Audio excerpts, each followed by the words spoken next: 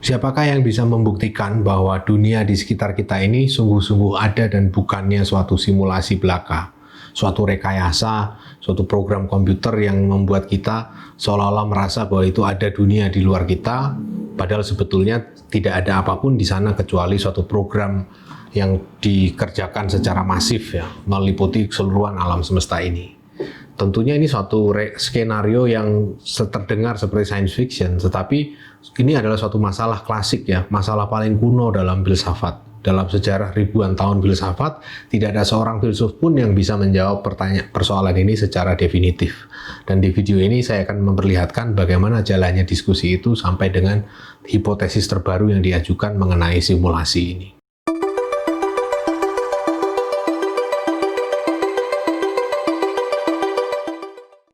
Hipotesis simulasi adalah hipotesis bahwa seluruh kenyataan ini termasuk diri kita di dalamnya tidak lebih daripada simulasi, bukan sebagai sesuatu yang sungguh-sungguh ada, yang sebagaimana kita kira ada. Ini memang kedengarannya sekilas seperti film Matrix ya. Kita tahu dalam film itu diceritakan bahwa manusia itu sudah tidak ada lagi dalam pengertian yang kita kira sekarang ini, tetapi sebetulnya itu sudah dikuasai oleh suatu ras robot di mana setiap orang itu sebetulnya ditaruh di dalam tabung-tabung yang bisa merasakan segala macam sensasi dalam pikirannya sendiri, dan energi yang timbul dari pergerakan mental atau pikiran kita itulah yang digunakan oleh rezim robot itu untuk mengoperasikan kerajaan mereka. Jadi tidak ada lagi sebetulnya realitas seperti kita kenal. Semua realitas ini adalah sebuah simulasi di dalam pikiran yang sebetulnya dihubungkan oleh mesin di antara tabung-tabung itu. Nah, walaupun demikian, hipotesis simulasi adalah suatu hipotesis yang awal mulanya sangat panjang ya. Dia bermula bahkan sejak Yunani kuno, ribuan tahun yang lalu, sekitar abad keempat sebelum Masehi misalnya, dalam pemikiran orang seperti Plato. Plato mengajukan suatu cerita yang kemudian menjadi terkenal sebagai alegori gua. Ini adalah suatu cerita tentang sekumpulan tawanan yang selama hidupnya itu disekap di dasar suatu gua yang gelap, di mana di sana hanya ada bayang-bayang ya, ada api yang kemudian menimbulkan bayang-bayang di mana para tahanan yang disekap itu hanya bisa melihat bayang-bayang itu. Dia tidak bisa melihat yang lain, dan dia mengira, si tahanan ini mengira bahwa ya bayang-bayang itulah kenyataan gitu. Nah, tapi suatu saat dia berhasil membebaskan diri ya, entah karena apa dia bisa lolos sehingga dia bisa jalan keluar dari gua itu. Dan disitulah dia baru tahu bahwa ternyata dunia ini nggak seperti dalam bayang-bayang yang tadi dia lihat, bahwa kenyataan ini bukan hanya bayang-bayang tetapi juga keseluruhan objek yang nampak karena adanya matahari itu yang menyinari, ada sumber cahaya yang menyinari sehingga segalanya bisa tampak gitu. Jadi di situ sebetulnya dia menyadari bahwa apa yang tadinya dia anggap sebagai kenyataan, yaitu bayang-bayang itu, ternyata bukan itu kenyataan yang sesungguhnya, bahwa itu adalah semacam simulasi kenyataan, suatu rekaan kenyataan. Nah, dari sini kita bisa lihat bahwa sebetulnya gagasan tentang kenyataan sebagai simulasi itu sudah muncul di dalam filsafat Plato abad keempat sebelum Masehi itu. Jadi sudah sangat tua sebetulnya gagasan tentang atau keraguan-raguan apakah betul ada dunia di luar diri kita atau bahkan diri kita ini ada beneran atau enggak, itu satu keresahan yang sebetulnya sudah lama di dalam filsafat, sudah diperdebatkan sejak abad keempat sebelum Masehi itu. Pada abad ke-17, filsuf dari Perancis bernama René Descartes mempersoalkan hal ini kembali ya. Dia mau mengatasi keraguan-raguan tentang keberadaan dunia itu. Dia berangkat dengan satu pengandaian bahwa segala sesuatu yang kita anggap ada, yang kita lihat, yang kita rasakan, ini bisa saja merupakan ilusi yang diciptakan oleh seorang iblis yang jenius, katakanlah seperti itu. Apa yang menjamin bahwa apa yang kita lihat, apa yang kita ketahui sebagai ada, yaitu dunia di luar kita ini, adanya meja, adanya ruangan, adanya macam-macam ini, sebetulnya sungguhan ada dan bukannya suatu ilusi, suatu fata morgana yang diciptakan oleh seorang entitas yang bernama iblis jenius tadi itu gitu. Apa jaminannya? Itu yang ditanyakan oleh Descartes. Ya kita tahu dari akal sehat sehari-hari, sepertinya itu nggak masuk akal ya. Itu highly improbable lah. Sangat kecil kemungkinannya bahwa dunia ini hanyalah ilusi ya. Karena toh kita bisa berinteraksi dengan dunia ini secara konsisten dengan menghasilkan efek-efek yang selalu juga konsisten gitu. Nah, tetapi kan yang dipersoalkan oleh Descartes. Descartes ini juga punya latar belakang matematikawan ya, sebagai matematikawan.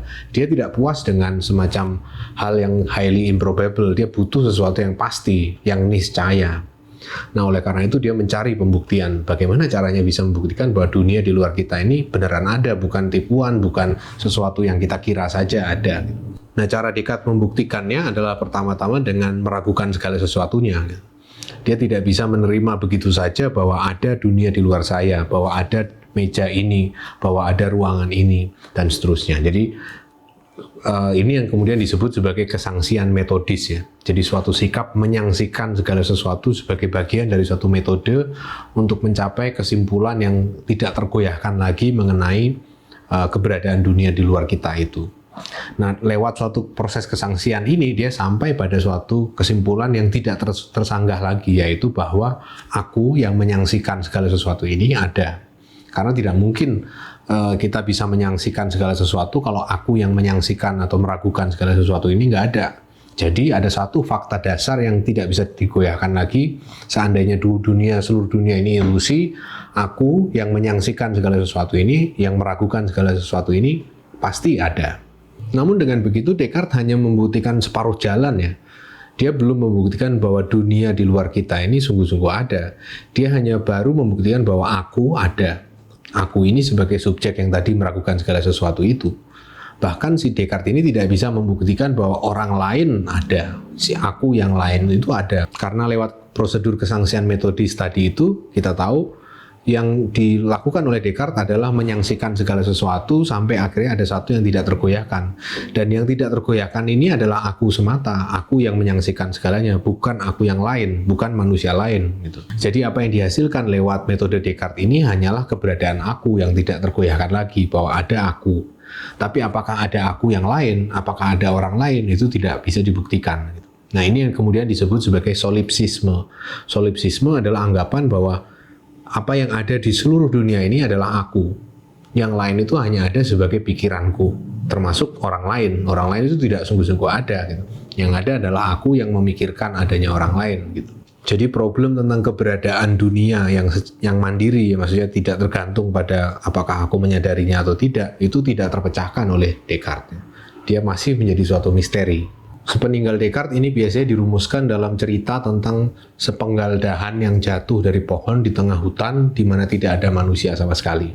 Pertanyaannya adalah apakah dahan itu sungguh jatuh kalau nggak ada orang yang mendengarnya atau melihatnya atau mengetahuinya.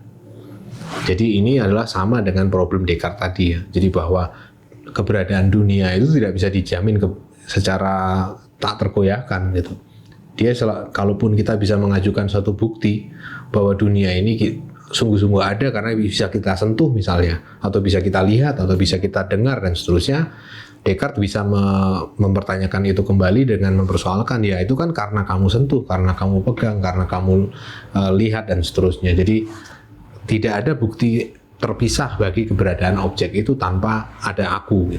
Nah, dalam bentuk kontemporernya, hipotesis simulasi ini dikembangkan di pasca abad ke-21 ini, peralihan abad ke-21, sekitar tahun 2003-an gitu, oleh orang bernama Nick Bostrom. Ya. Nick Bostrom ini seorang filsuf yang menulis tentang masalah simulasi itu. Argumen dia menarik ya, dia berbeda dari Descartes dan yang para filsuf sebelumnya. Dia berargumen dengan mendasarkan diri pada kajian-kajian terkini mengenai artificial intelligence atau kecerdasan buatan ya. Kita bisa membayangkan, kata Nick Bostrom, beberapa tahun ke depan, katakanlah 20 tahun ke depan, teknologi kecerdasan buatan atau artificial intelligence sudah begitu canggihnya ya. Sampai pada suatu titik di mana kita bisa menciptakan dengan kemampuan kita ini suatu AI yang berkesadaran ya. Bukan hanya AI yang bisa memproses informasi dan menghasilkan keluaran yang sifatnya mekanis, tetapi memiliki kesadaran sendiri, mandiri dia. Dia bisa menyikapi dunia secara otonom, seperti halnya manusia.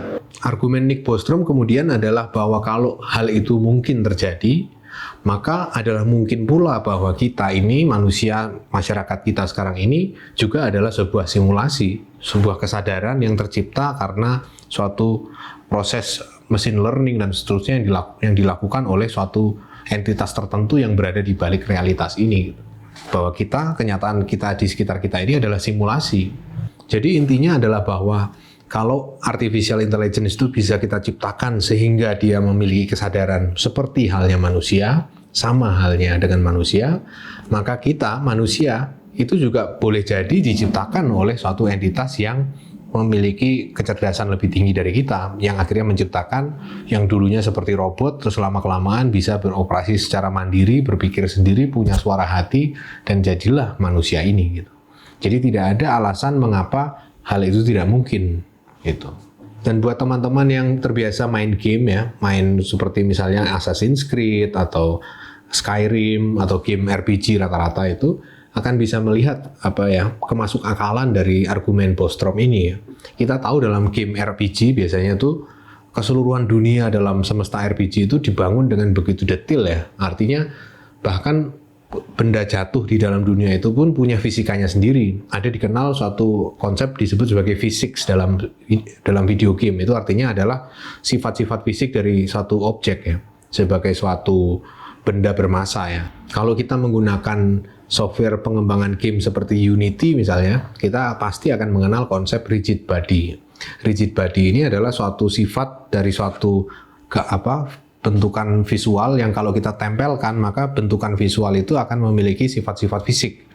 Dia akan memiliki tekstur apa, dia akan memiliki berat seperti massa seperti apa, dia kalau kena cahaya mananya yang akan bersinar, mananya yang akan tidak bersinar, dan seterusnya. Itu adalah suatu konsep yang sebetulnya ada di dalam dunia game ya. Jadi kalau kita bikin game ya, terutama RPG dengan dunia yang kompleks, itu kita menggunakan sebetulnya, kita membikin fisika dari dunia itu gitu. Kita menciptakan keseluruhan hukum fisika itu yang ketika itu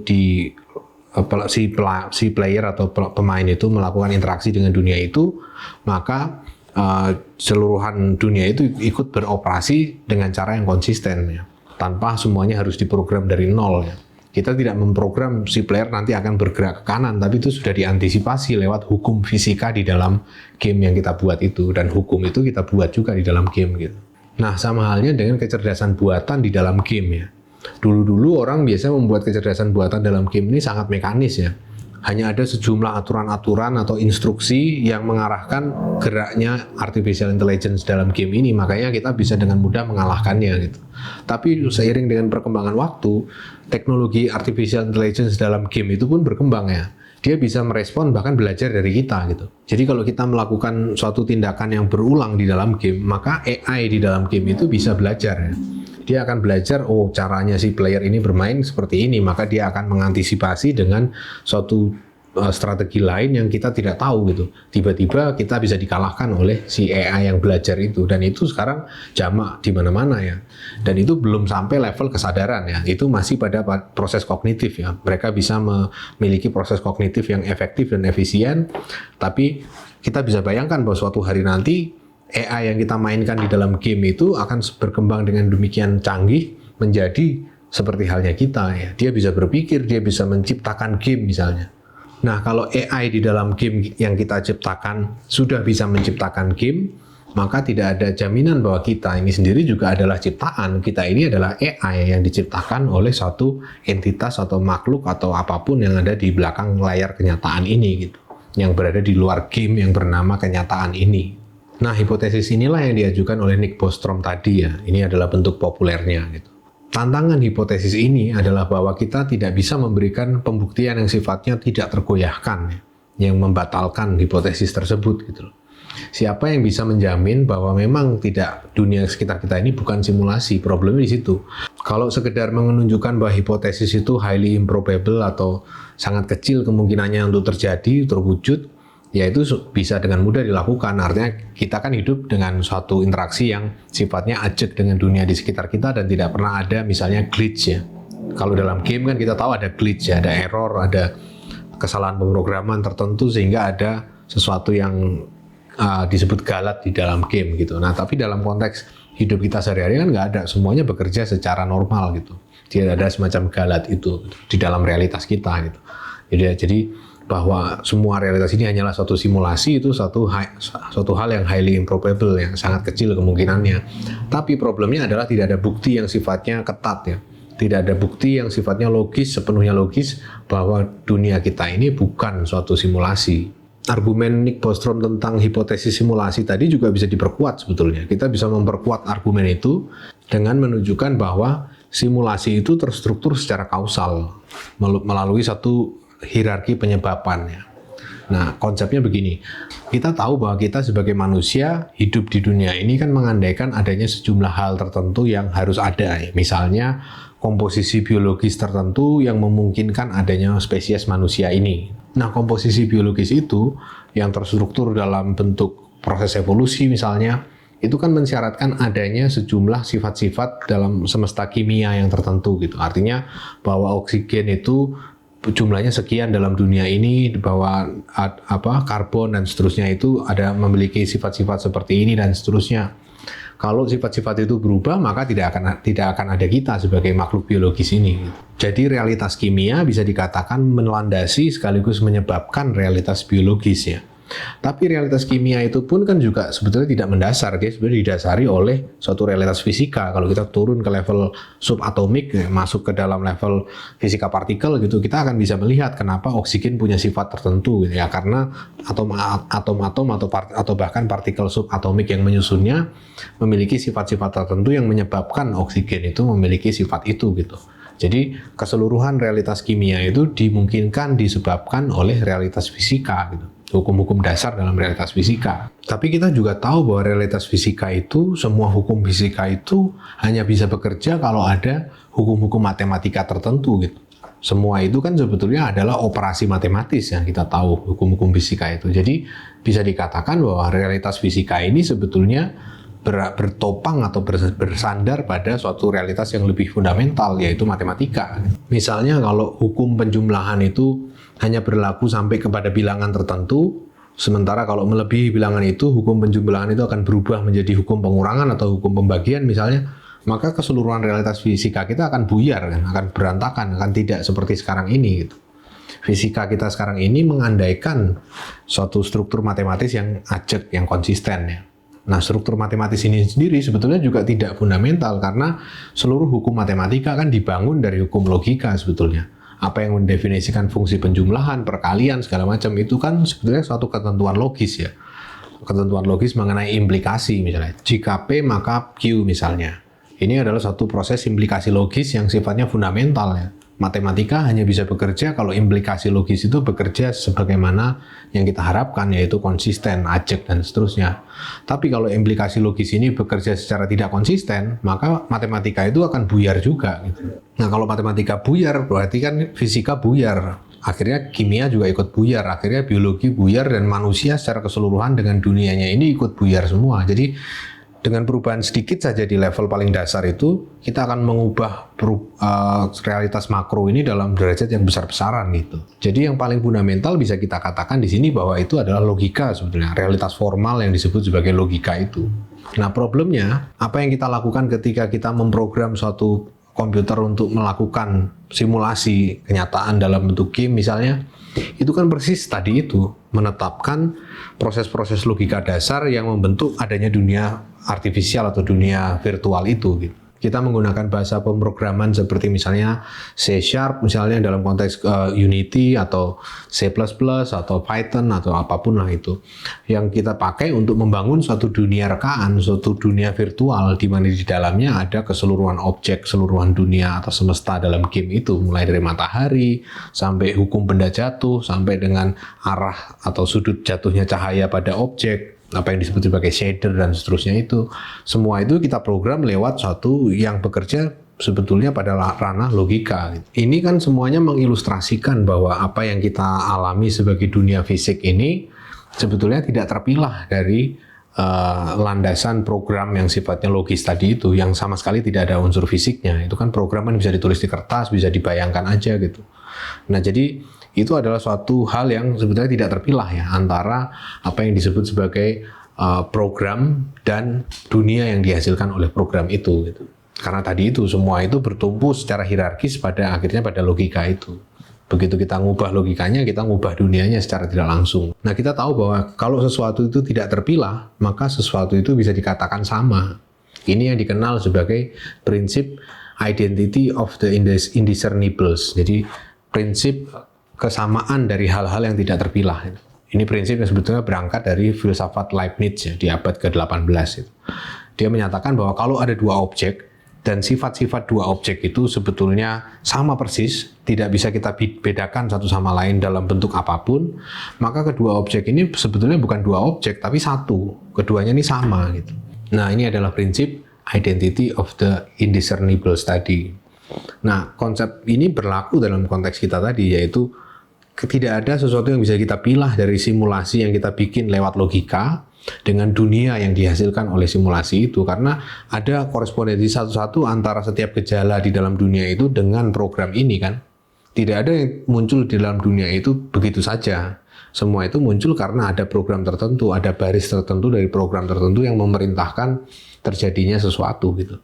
Nah, kalau kita tarik ini ke dalam dunia kita secara keseluruhan, ke dalam hipotesis simulasi tadi bahwa dunia ini adalah simulasi, hal yang sama berlaku juga. Kalau keseluruhan dunia ini pada akhirnya bertopang pada logika, maka sebetulnya tidak ada hal yang bisa dipilah di sana antara dunia yang kita alami sebagai dunia fisik, sebagai dunia biologis ini dengan program dalam pengertian yang sifatnya tadi itu, jadi logika tadi itu, logika yang melandasi kenyataan ini. Kalau itu tidak bisa kita pilah, berarti keduanya sama dong. Berarti kita semua ini yang kita alami sebagai dunia ini, yang kita sentuh, yang kita lihat, yang kita cium, dan seterusnya itu, sebetulnya adalah kode di dalam logika dasar dari kenyataan itu. Semuanya adalah kode bit string itu, 0101 itu. Contoh sederhananya seperti itu. Nah, itulah yang membuat suatu apa yang disebut sebagai hipotesis simulasi kausal.